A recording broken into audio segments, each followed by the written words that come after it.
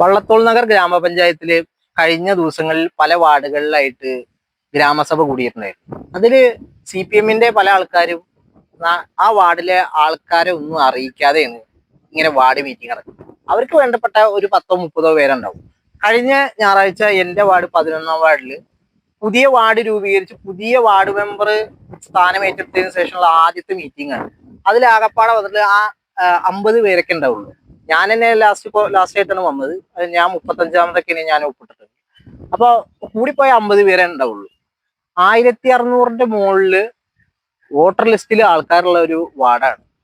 നിങ്ങളുടെ party meeting പോലെയാണ് ഇവിടുത്തെ വാർഡ് മീറ്റിംഗ് നടത്തുന്നത്.